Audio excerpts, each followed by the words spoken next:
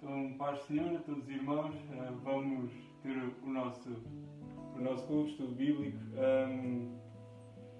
Eu hoje à tarde estava a pensar um bocadinho acerca da vida de Jó e daquilo que ele estava a sofrer, a crise que ele estava a passar, mas acima de tudo estava-me a lembrar desta história, muito principalmente pelas respostas que no final Deus lhe dá, ou as perguntas que Deus faz a Jó. E uma delas é: onde estavas tu quando ele lançava os fundamentos da terra? Muitas vezes nós queremos saber os porquês de todas as coisas, o porquê de estar a acontecer isto, ou queremos perceber as circunstâncias, ou queremos de alguma forma querer respostas para tudo. Isso é das coisas que mais nós queremos, é ter respostas para todas as perguntas. Mas às vezes basta confiar que Deus é Deus e que Deus está no controle de todas as coisas. Independentemente de que as coisas estejam a correr menos bem, ou da forma que nós não desejaríamos, mas mesmo assim vale a pena sempre lembrar que Deus é Deus e que Deus está no controle de todas as coisas.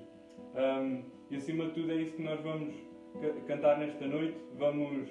Vamos cantar que a sua graça é incrível e que de alguma forma sermos gratos, porque podemos não perceber todas as coisas, mas já alcançamos a salvação em Cristo e podemos perceber que um dia, no final de tudo, nós vamos estar com Deus para sempre com Ele.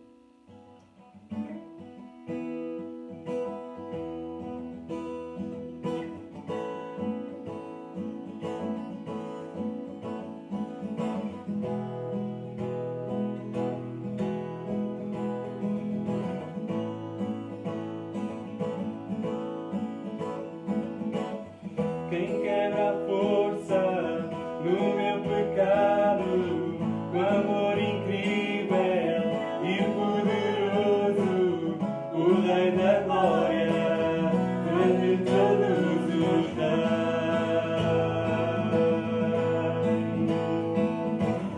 Quem faz tremer toda a terra e nos fascina com maravilhas, o Rei da Glória, Deus de todos os reis. Sua graça incrível é, perfeito seu amor, tomou-me o lugar, levou a minha cruz, tua vida deste ali.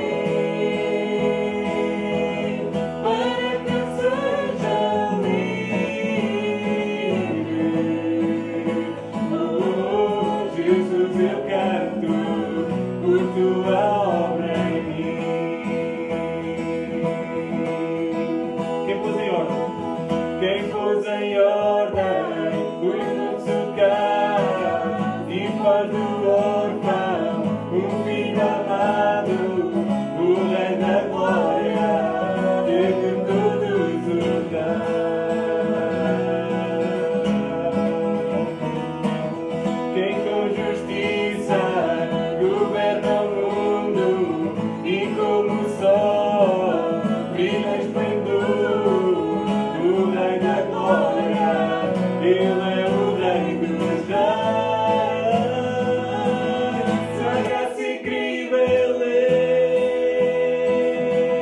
perfeito seu amor, tomou o meu lugar, levou a minha cruz, tua vida deste ali, agora seja livre. Oh, Jesus, eu canto por tua obra em mim.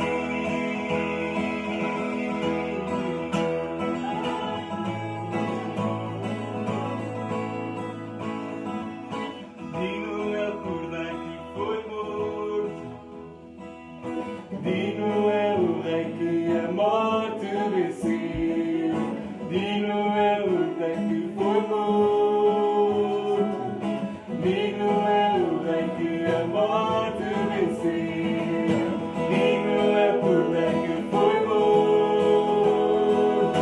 digno é o Rei que a morte venceu, digno é o Cordeiro que foi morto, digno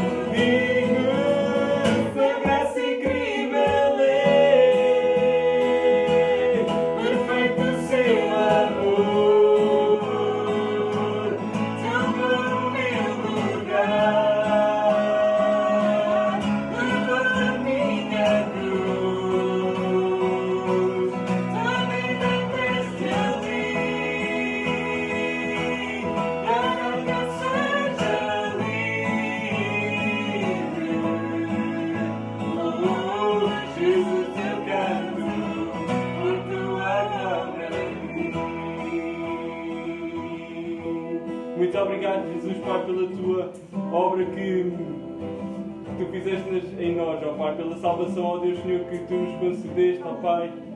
E obrigado, ó Pai, porque é um privilégio, Deus, nós podemos, Deus, mesmo neste tempo, ó Deus, mesmo neste tempo de crise, de dificuldade, ó Pai, cantar acerca das tuas maravilhas, cantar acerca, Deus, de quem tu és, ó Pai, da obra que tu fizeste em nós, ó Pai. Deus, nesta hora, Senhor, eu te quero pedir, Deus, Senhor, que tu possas, ó Deus, Senhor, ser com cada um, Pai. Deus, tu conheces, ó Deus, Senhor, todas as situações, Pai, e a minha oração, Pai, é que tu possas tocar, ó Deus, Deus, com a tua mão, ó Deus, poderosa, Deus.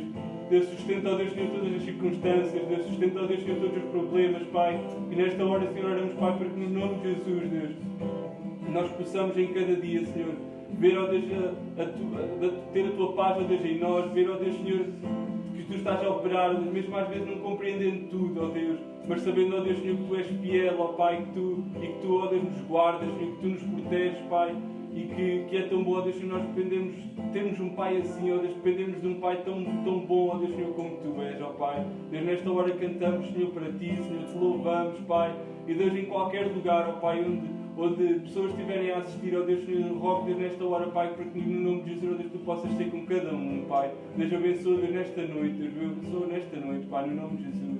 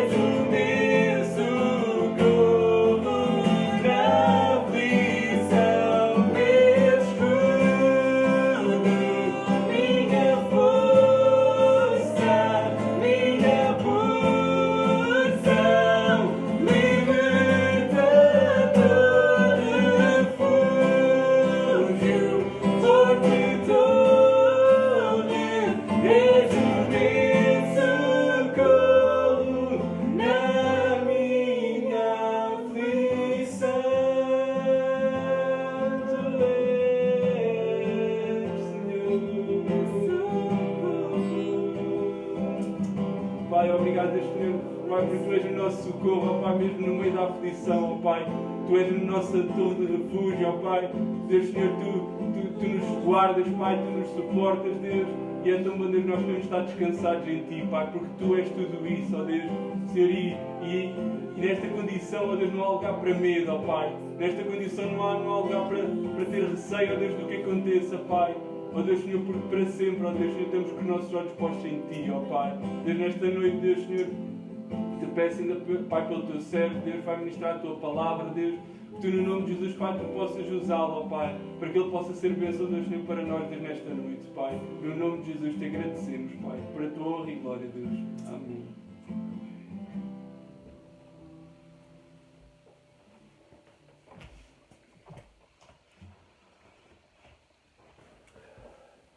Olá, boa noite, paz de Deus. Bom podermos estar na presença de Deus e apresentarmos a nossa gratidão àquele que é o nosso refúgio, que é a nossa força, que é a nossa fortaleza. Assim continuamos com este formato e aproveitando estas ferramentas, continuamos a louvar a Deus e continuamos como igreja a celebrar o seu nome, a proclamar a sua palavra. E é bom ter a vossa companhia em mais um tempo de celebração e também de meditação da palavra de Deus.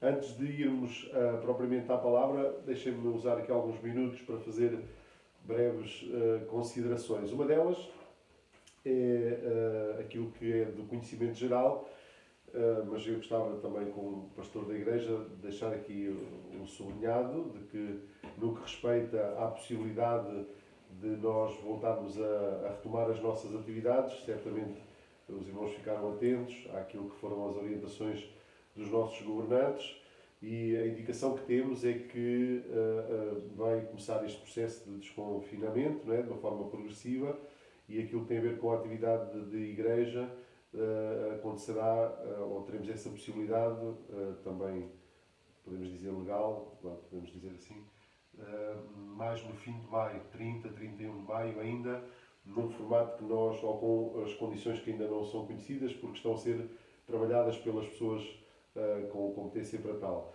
Então, é dizer aos irmãos que, naturalmente, nós vamos aguardar calmamente e tranquilamente essas orientações. Não temos qualquer pretensão de antecipar coisa alguma, até porque nós percebemos claramente que este desconfinamento tem muito mais a ver com as necessidades económicas, essa pressão que está presente no país e sobre as famílias, de que de alguma forma possamos retomar atividades, e é essa necessidade que percebemos que levam as autoridades a dar alguns passos neste sentido, compreendemos e naturalmente identificamos com esse esforço. Mas percebemos claramente que não é por estarem já salvaguardadas todas as cautelas ou tenhamos todas as condições de segurança para podermos retomar a nossa atividade. Então, pensando nisso, pensando que de facto estamos a correr alguns riscos, de que vamos dar alguns passos ainda na incerteza, naturalmente nós como Igreja e o Ministério esteve reunido esta semana, ainda antes de ouvirmos o comunicado, mas já estava no nosso coração assente, também a liderança de Igreja, que não seríamos nós que tomaríamos qualquer iniciativa que iria pôr em risco também a saúde dos irmãos, nomeadamente dos mais velhos. Então nós vamos aguardar calmamente e vamos continuar a celebrar a Deus assim e vamos continuar a ser Igreja, mesmo não tendo a possibilidade de estarmos reunidos presencialmente. Como ouvia um colega, um pastor a falar ontem, alguma partilha que estava a ouvir, ele estava a dizer: a igreja fechada, portas fechadas, mas a igreja aberta, não é?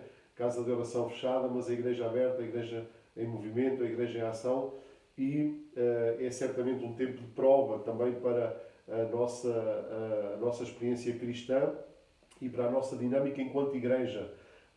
Podemos, de alguma forma, perceber até que ponto está o nosso compromisso com Deus, até que ponto está o nosso compromisso e relacionamento uns com os outros, e devemos todos nós estar sensíveis e dispostos a crescer e amadurecer e, de alguma forma, até promovermos, apesar das circunstâncias, uma aproximação, mais cuidado, mais manifestação de amor.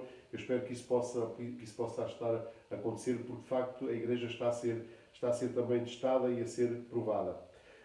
Ainda uma outra palavra de gratidão ao Senhor e no espírito do louvor que tivemos já nesta fase inicial, por aquilo que Deus está a fazer entre nós, em resposta às orações da Igreja, dar conhecimento mais alargado aos irmãos de que a nossa irmã Arménia das Colhadas, ela está em boa recuperação depois da cirurgia a que foi sujeita à língua. Falámos com ela, ela está muito animada e sente-se melhor e está muito grata também e também pelas orações dos irmãos. Da mesma maneira, a irmã Belina também está a correr bem a sua recuperação, está também no aconchego da família, junto da filha. As coisas estão a correr muito bem, ela também estava a sublinhar isso mesmo, o benefício que é sermos igreja, sermos corpo e sentirmos o apoio, o amor, o resultado das orações, a paz que vem de Deus. A nossa irmã estava-me a dizer isso ao telefone e também quero expressar aqui esse sentimento. E percebemos que a igreja funciona, a igreja está viva e ativa, mesmo não desenvolvendo eventos ou atividades ou podendo realizar os seus programas. Tínhamos uma vasta programação mês de abril, março e abril, que foi suspensa, mas acreditamos que Deus está a trabalhar de outras formas e usando outros mecanismos. Também dizemos que o irmão Lécio também já está totalmente recuperado, os testes já deram negativo, portanto ele repetiu testes e portanto já está negativo e agradece também as orações da Igreja, assim como a Eunice Romeiro. Agora estamos a orar pelo seu marido e pela filha também, acreditando que logo mais assim vai acontecer. Continuamos a orar pela Ana Francisco também.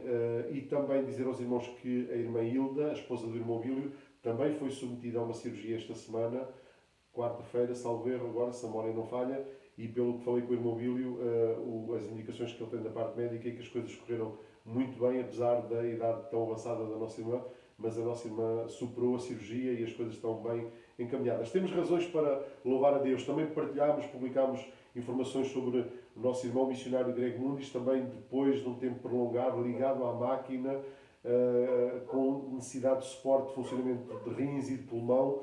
Agora já regressou ao hospital da sua cidade e já está quase a retomar uma dinâmica normal de vida. As notícias que vamos recebendo diariamente são de que a recuperação está a correr muito bem. Acreditamos que Deus pôs a mão sobre o seu cérebro.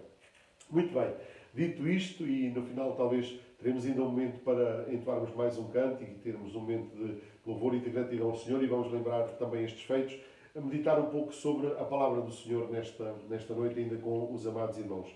Vai ficar tudo bem. É o slogan que penso que em Portugal, não sei se nos outros países, mas penso que é um slogan mais em Portugal que se tem adotado, e expressa o desejo que todos temos de que vamos superar e que vamos ficar bem, porque no fundo isto está impregnado na nossa alma, o desejo de estar bem, o desejo da felicidade. Todos nós buscamos felicidade, todos nós desejamos bem-estar, se bem que este slogan, já li vários comentários sobre isso, enferma na sua gênese, porque a verdade é que e acreditamos que vamos superar, mas não vai ficar tudo bem para todos, porque alguns já partiram, alguns estão a viver grande sofrimento, portanto não será tudo bem para todos. Mas entendemos a mensagem de incentivo e de esperança e de facto expressa esta realidade que está no mais íntimo de todo o ser humano. Todos nós queremos ser felizes. Se fizermos essa pergunta uns aos outros, essa é a resposta. Todos nós queremos ser felizes, todos nós queremos que a nossa família seja feliz, que os nossos filhos sejam felizes, todos nós almejamos felicidade.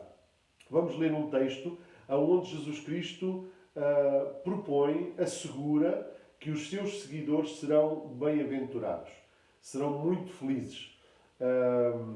Portanto, à partida, Jesus assume essa resposta, oferece essa resposta ao maior anseio da alma humana. Jesus tem um caminho. Obviamente que cada um é livre de fazer a sua própria felicidade ao seu jeito ou à sua maneira, mas nesta noite, mais uma vez, eu gostava que atentássemos para a proposta de Jesus. Temos que partir também do princípio, e pôr isso como base, de que se acolhermos a proposta de Jesus, não é para a reformularmos e adotarmos parte dela e construímos a nossa felicidade num pseudo-cristianismo.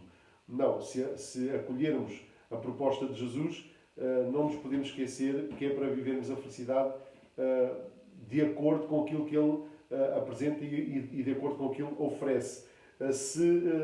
Se não nos agradar, se não nos sentirmos atraídos, a opção é seguirmos o nosso próprio padrão ou um outro que nos seja apresentado, porque há muitas propostas de felicidade no mundo, não é? Mas aqueles que têm experimentado aquilo que Jesus oferece estão satisfeitos, e nós damos testemunho disso também por experiência própria. Estou a pensar no texto de Mateus, capítulo 5, o início do Sermão do Monte, conhecido como as Bem-aventuranças, e proponho fazer esta leitura e tecer aqui algumas considerações. Diz assim a palavra de Deus. Jesus, vendo a multidão, subiu a um monte e, assentando-se, aproximaram-se dele os seus discípulos e, abrindo a boca, os ensinava, dizendo: Bem-aventurados os pobres de espírito, porque deles é o reino dos céus. Bem-aventurados os que choram, porque eles serão consolados. Bem-aventurados os mansos, porque eles herdarão a terra. Bem-aventurados os que têm fome e sede de justiça, porque eles serão fartos. Bem-aventurados os misericordiosos, porque eles alcançarão misericórdia. Bem-aventurados os limpos de coração, porque eles verão a Deus. Bem-aventurados os pacificadores, porque eles serão chamados filhos de Deus. Bem-aventurados os que sofrem perseguição por causa da justiça, porque deles é o reino dos céus. Bem-aventurados sois vós, quando vos injuriarem e perseguirem e, mentindo, disserem todo o mal contra vós por minha causa. Exultai e alegrai-vos, porque é grande o vosso galardão nos céus, porque assim perseguiram os profetas que foram antes de vós. É com estas palavras que Jesus introduz o seu sermão mais extenso que temos nas Escrituras, que temos nos Evangelhos. Capítulo 5, capítulo 6 e capítulo 7 do Evangelho de Mateus. Conhecido esta introdução, estes primeiros 12 versículos, como as bem-aventuranças. Antes de Jesus apresentar aquilo que deveria ser o comportamento, aquilo que deveria ser o que os seus discípulos deviam fazer, ele começa por dizer como os seus discípulos seriam. Antes de fazer, importa ser. E Jesus começa por isso.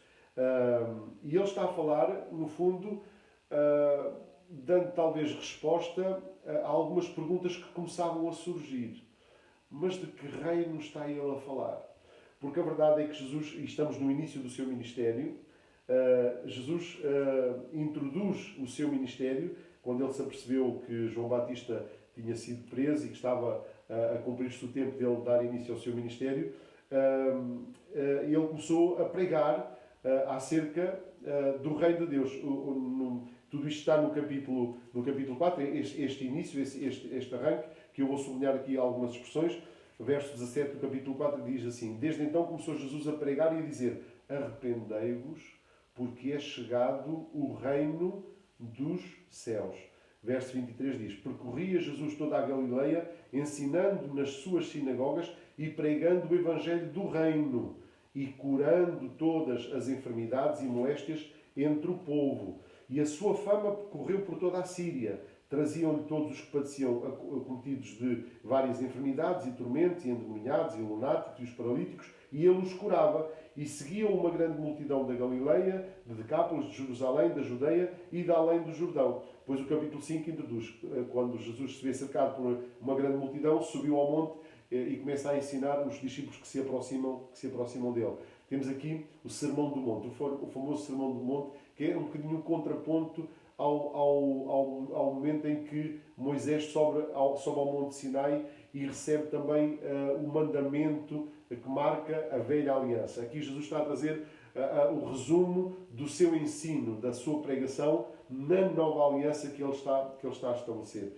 E a resposta, estava eu a dizer, que este sermão, que começa com esta introdução, é um bocadinho a resposta à pergunta, eventualmente, desta multidão que o cercava, atraída pelos milagres, pelas curas, como nós lemos, que Jesus começou a fazer logo no início do seu ministério, mas também a resposta à sua convocatória. Arrependam-se, porque é chegado a vós, está a chegar a vós o reino dos céus. E talvez alguns perguntariam, mas de que reino está este mestre a falar? Que reino é este? Ok, ele está a fazer milagres, está a fazer sinais, prodígios, mas o que é que vai caracterizar o seu reino e os habitantes do seu reino? Esta expressão reino dos céus, paralelo ao reino de Deus, é a mesma coisa. Os evangelistas usam termos diferentes em função das pessoas a quem se estão a dirigir, e Mateus opta pelo reino dos céus. É uma expressão que Jesus usa. A ideia de reino era uma coisa, é uma nomenclatura muito comum para os seus conterrâneos do seu tempo.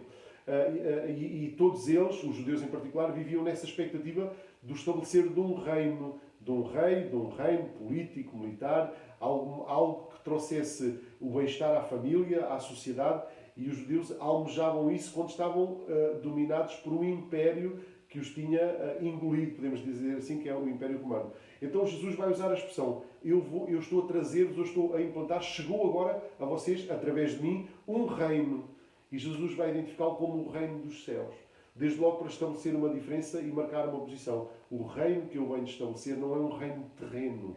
Não é um reino que talvez vá corresponder às vossas expectativas de paz, de felicidade, de bem-estar, de prosperidade, mas é um reino com outras características. E então ele introduz o sermão apresentando essas características dos habitantes desse reino, que serão os seus discípulos.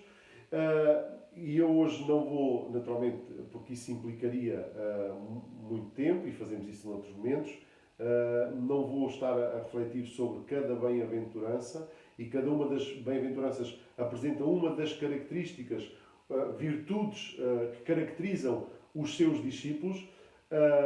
Vou ser aqui algumas considerações genéricas sobre esta introdução.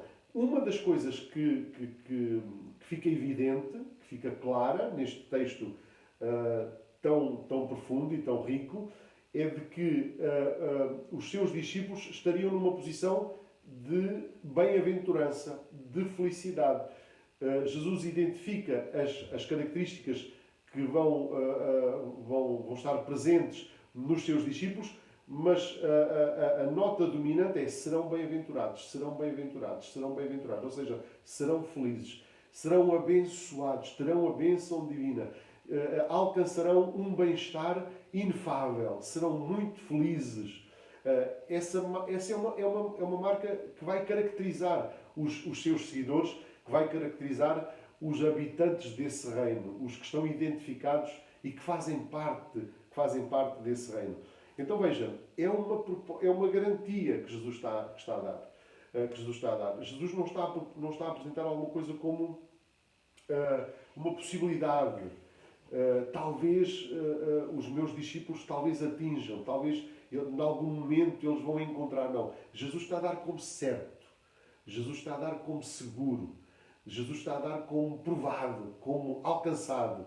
Os meus discípulos, porque se nós quisermos, era assim que Jesus podia ter dito: bem-aventurados os meus discípulos, porque deles é o reino dos céus. Bem-aventurados os meus discípulos, porque eles serão consolados. Bem-aventurados os meus discípulos, porque eles herdarão a terra. Só que ele não diz discípulos, ele diz bem-aventurados os que têm esta característica, os que têm aquela característica. E no final ele vai dizer: vocês, meus discípulos, são bem-aventurados. Ou seja, ele está a descrever a felicidade dos seus discípulos e ao mesmo tempo a dizer as características que eles vão ter, ou que eles devem ter, mas que ele garante que vão ter também, que é um outro aspecto importante. Isto para dizer e para reforçar e para propor àqueles que nos estão a ouvir e que nos estão a escutar, que talvez perseguem há muito um bem-estar, uma felicidade, e que talvez o que tenham encontrado é frustração, é vazio, é insatisfação. Porque a verdade é que o mundo está cheio de propostas. O reino do mundo está cheio de propostas. O reino do homem, o reino dos nossos desejos, não é? Está cheio de solicitações. Se nós ficarmos atentos à publicidade, nos meios de comunicação, é só propostas de serviço, propostas de bem-estar, e cada vez mais bem elaboradas. em todas as áreas, na área física, na área emocional, na área familiar, na área profissional, uma série de propostas para que a pessoa encontre esse bem-estar. Mas Jesus faz uma proposta que é radicalmente oposta e diferente de tudo aquilo que nós podemos encontrar, de tudo aquilo que nos podem oferecer para sermos felizes nesta dimensão terrena. E se eventualmente aqueles que nos estão a ouvir podem estar de alguma forma desiludidos, podem até se sentir ameaçados, porque a verdade é que quando nós construímos felicidade em cima da dimensão terrena, nos bens terrenos, obviamente quando as coisas ficam incertas, nós sentimos a nossa felicidade, o nosso bem-estar ameaçado. Ora, Jesus vai propor uma felicidade, é por isso que nós até às vezes temos dificuldade em dizer que aquilo que Jesus propõe é a felicidade. Para fazer o contraste entre aquilo que Jesus propõe e a felicidade que o mundo dá. E às vezes dizemos, trocamos esta expressão que é difícil de traduzir, bem-aventurados, por verdadeiramente felizes. Porque a felicidade que Jesus está a propor aqui, e nós vamos perceber pelas características dos seus discípulos, ela está assente numa realidade, numa verdade, em valores, num padrão completamente oposto àquilo que o mundo nos pode e nos oferece tantas vezes. E o resultado será, obviamente, diferente. Quando a nossa felicidade não está dependente da dimensão terrena, do que conseguimos almejar em termos de bens materiais, naquilo que tem a ver com o reconhecimento da sociedade ou o sucesso profissional, quando a nossa felicidade não está dependente dessas coisas, da aprovação dos outros, etc., mas está dependente daquilo que o próprio Deus nos oferece, apontando para valores superiores, apontando para riquezas eternas, então nós percebemos que aquilo que Jesus nos dá é realmente não pode de forma alguma ser removido, ou pode ser retirado, ou pode ser abalado, mesmo que à nossa volta as coisas estejam tão incertas ou tão inseguras. Claro que o que Jesus propõe pode até chocar-nos, por ser tão radicalmente oposto e diferente daquilo que normalmente nos é oferecido. Pode chocar. Como é que nós podemos conceber que a bem-aventurança, a bênção, a felicidade está no choro, está em nós sermos pobres, e aqui a expressão pobres de espírito é até difícil de ser descodificada. Alguns relacionam muito mesmo com a pobreza material, e eu estou mais inclinado que é mais a nossa condição de falência, não só material, mas em todo o sentido. Ou seja, sem Deus nós somos falidos e temos que reconhecer essa falência. E essa é a verdadeira pobreza de espírito. A mansidão, a humildade, bem-aventurados os que usam de misericórdia, os que são íntegros. Ou seja, Jesus aponta para uma série de características que eu não vou esmiuçar aqui, que são contrárias àquilo que supostamente seriam critérios de pessoas bem-sucedidas neste mundo terreno. Mas, obviamente, e aqueles que vão experimentando aquilo que Jesus vai oferecendo, podem dizer por experiência que a proposta de Jesus é uma boa, uma excelente, uma maravilhosa proposta. Alguns apontamentos. Estas bem-aventuranças estão garantidas a todos os discípulos. E também estas características que Jesus apresenta, como características, como virtudes, qualificações dos discípulos, são para todos os discípulos. Não é? Ser pobre de espírito, caracterizado por pessoas que choram, por humildade ou mansidão, sermos misericordiosos, são virtudes que todos os discípulos de Jesus devem ter presentes na sua vida. Ou seja, estas características não é para uma elite dentro dos discípulos. Alguns conseguirão estes patamares. E, infelizmente, na história da Igreja Cristã, nem sempre isto tem sido bem entendido e nem sempre tem sido bem aplicado ou ensinado. Quando, por exemplo, se defende que dentro da família cristã algumas pessoas atingem um patamar de maturidade ou de santidade de tal maneira que, por exemplo, são canonizados, ou seja, é-lhes reconhecido um patamar de santidade e de qualificação superior, mas excepcional. não respeita aquilo que é não só o sentido deste texto, mas do ensino de Jesus e dos Evangelhos e do Novo Testamento. Não, as características devem estar presentes em todos os cristãos. Estão ao alcance e caracterizam cada um dos discípulos. E outra nota importante é que estas características, todas elas, também têm que estar presentes em cada um dos discípulos. Ou seja, não é um cristão ou um discípulo de Cristo ser conhecido por uma pessoa pobre de espírito ou dependente de Deus. Outro vai ser muito evidente a sua mansidão ou ser uma pessoa muito misericordiosa. Não. Todas estas virtudes são para todos os cristãos e todas elas têm que estar em cada um dos cristãos. É assim que Jesus está a apresentar e está a propor, e é isso que também devemos analisar e sondar na nossa própria vida, se estas características e esta felicidade de facto caracteriza ou não a nossa vida, porque se não for assim, devemos pedir a Deus que nos ajude a crescer e a alcançar aquilo que é a proposta dele para a nossa vida. Um outro aspecto que também temos que considerar é que, naturalmente, isto vai fazer uma destrinça entre os que são discípulos e os que não são discípulos. Há claramente uma destrinça entre o reino dos céus e o reino que não é dos céus. Aquilo que Jesus está a dizer é que ele está a começar um novo dia. Ele está a trazer uma nova realidade. Ele está a trazer uma nova aliança. Ele está a trazer o céu à terra. Ele está a proporcionar-nos uma nova dimensão, uma nova realização.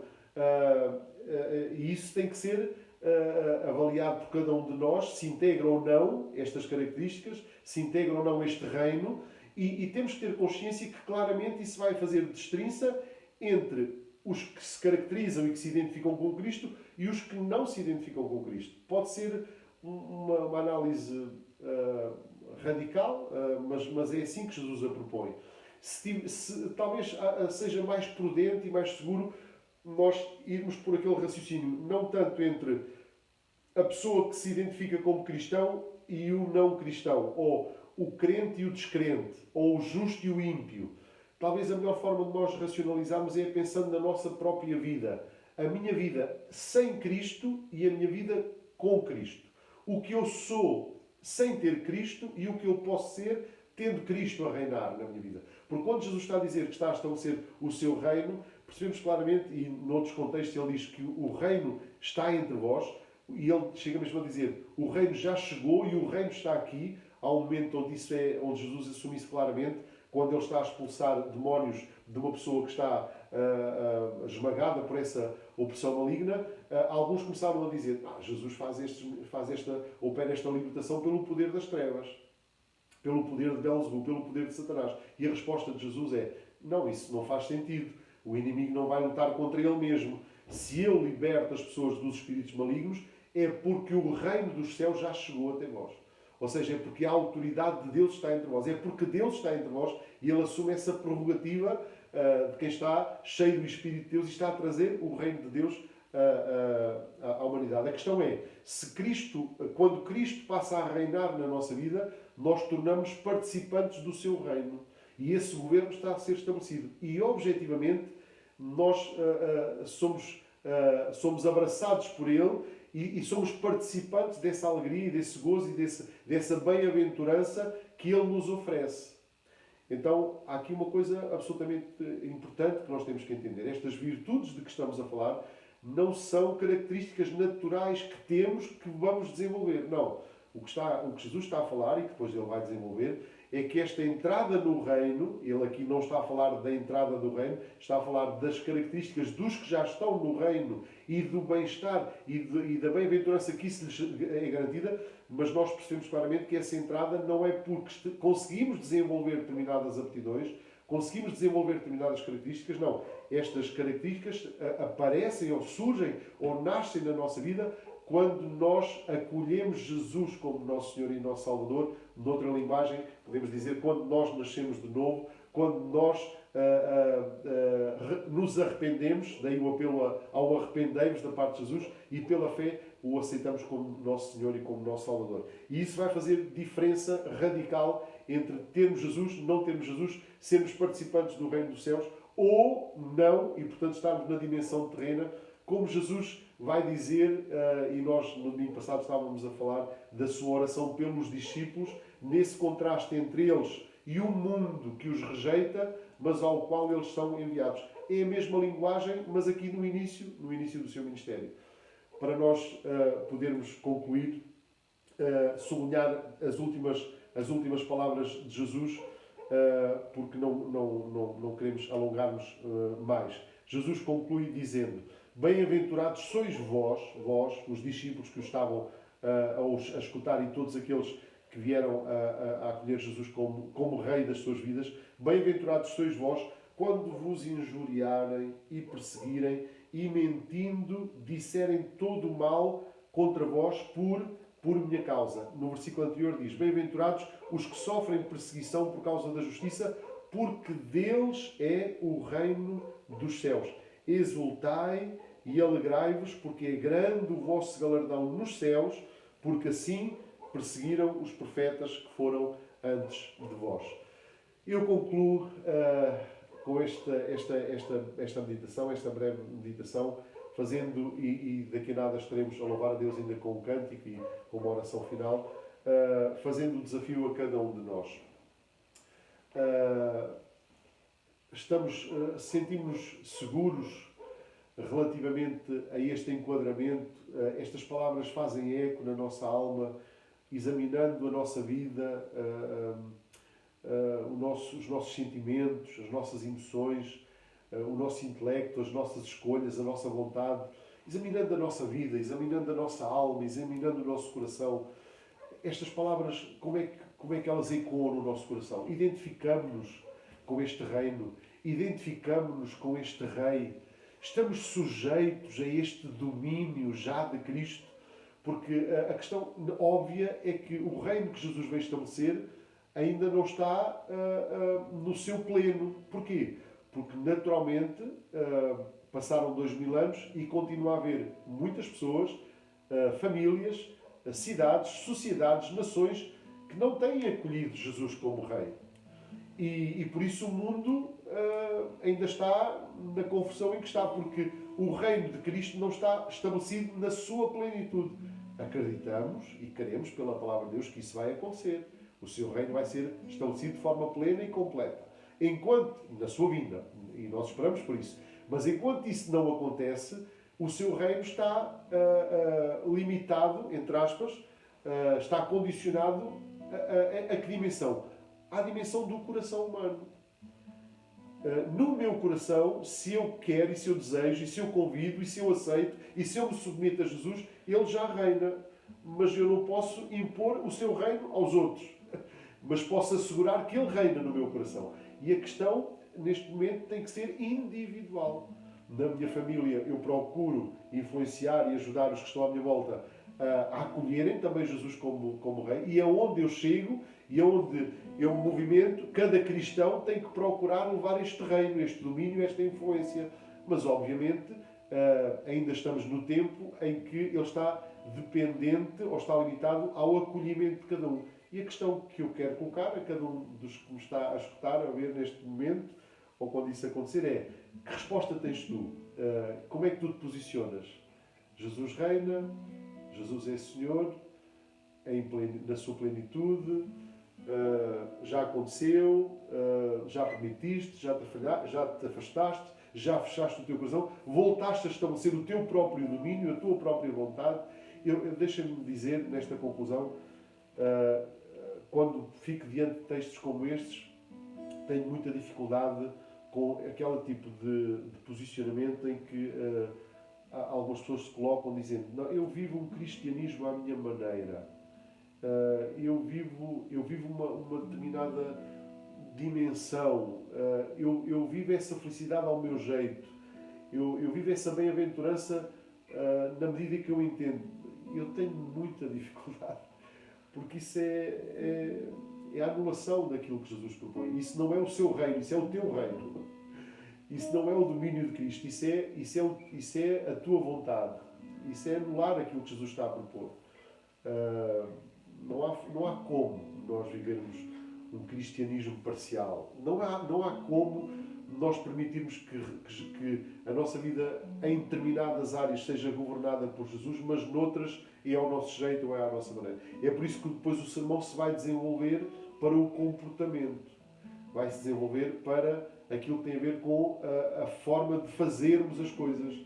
Se Jesus reina, naturalmente, a forma como nos comportamos, a forma como nos vamos conduzir, nossa conduta, vai manifestar o nosso caráter, essas virtudes que já estão, que são resultado da sua presença em nós. Então fica este desafio. A felicidade, a bênção, a paz, nós queremos. Mas qual é que nós queremos? A terrena? A dos nossos desejos, dos nossos apetites, das nossas vontades, segundo o nosso padrão? Ou aquela que Jesus nos oferece? Somos livres, naturalmente. Ele próprio não a impõe. É por isso que não reina em todos. Mas aquilo que nós podemos dizer por experiência é que aquilo que nos oferece, aquilo que Cristo nos oferece é mesmo muito bom e é inabalável. Pode ruir, pode falhar, muita coisa, pode a saúde faltar, e estamos a viver esses dias em que a estabilidade financeira e material pode ficar questionada, mas quando a nossa vida, a nossa felicidade está assente naquilo que Jesus nos oferece, vai ser intocável, porque é resultado de um relacionamento com Deus, do amor de Deus na nossa vida, da forma como podemos corresponder à forma como Ele nos ama e manifestou isso em Cristo, à nossa realização em amarmos os outros como Ele nos ama a nós. Isso leva-nos para um patamar de verdadeira felicidade, e por isso não podemos deixar de te lembrar hoje as palavras de Jesus e de poderes acolher o seu reino e o seu governo na tua vida. Que o Senhor ricamente nos possa abençoar. Continuem connosco, vamos ainda ter mais um momento de louvor e de adoração.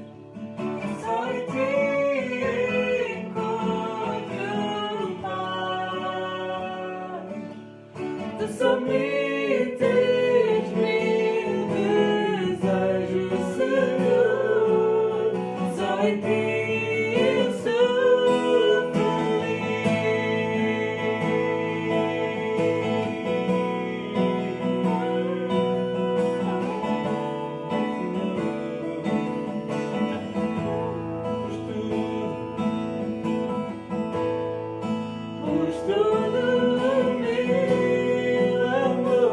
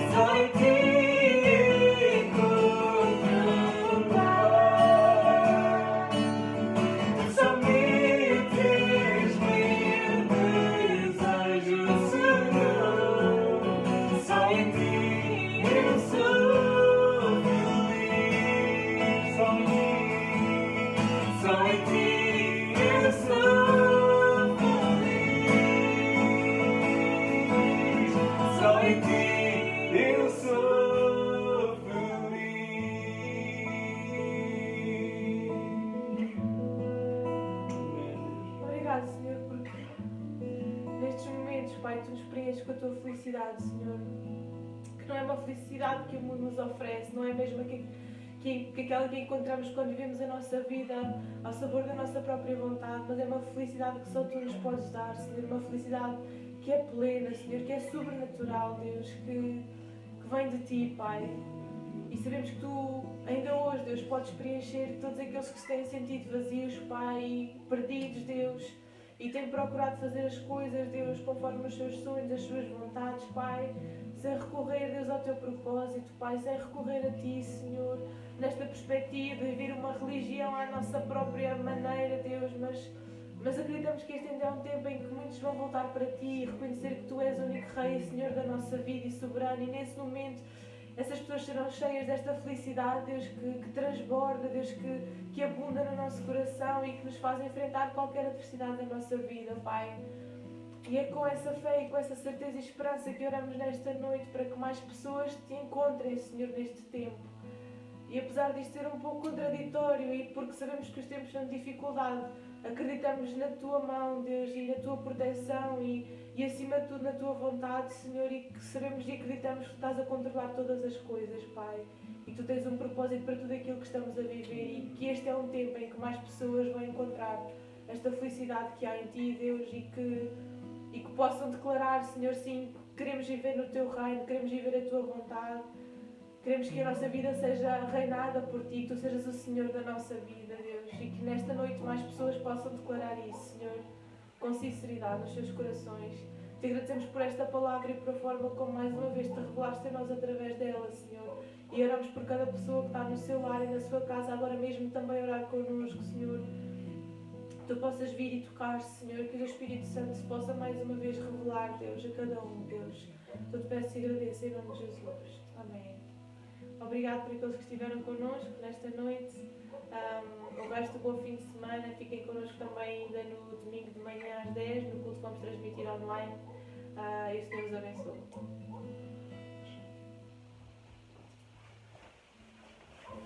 Prazer estar convosco. Uma nota final, reforçando aquilo que a Daniela disse, que é a possibilidade de voltarmos a cultuar ao Senhor neste formato no próximo domingo. E também encorajar-vos ainda para que possam deixar a vossa oferta, a vossa contribuição na manifestação da vossa gratidão ao Senhor e também o vosso cuidado pela obra de Deus. E também por lá, há bocadinho, quando fiz referência a uma série de nomes, irmãos, pelos quais temos vindo a orar, não citei, e é importante que o faça, a situação do irmão, do nosso jovem Marcos.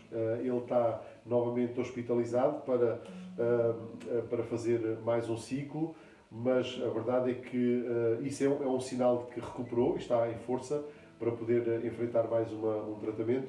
Mas também dizer-vos que antes deste, ou no contexto deste internamento, ele fez um exame, uma PET, que é um exame bastante rigoroso, e a indicação que os médicos lhe deram é que os tratamentos estão a produzir um bom resultado, o tumor está a regredir e, portanto, nós vamos continuar empenhados, como temos feito até aqui, a orar pelo nosso jovem, e os que tiverem o contacto dele via Face ou assim, naturalmente encorajamos também a entrar em contacto, deixarem uma mensagem, mas principalmente vamos pô-lo no trono da graça do Senhor, sabendo que Deus está a operar e que esta luta, esta grande provação que ele está a atravessar vai resultar em glória para o nome do Senhor, porque Deus é fiel. Amém? Deus vos abençoe. Então, o resto, uma boa noite e até domingo, também, às 10 horas, para mais um tempo de celebração a Deus.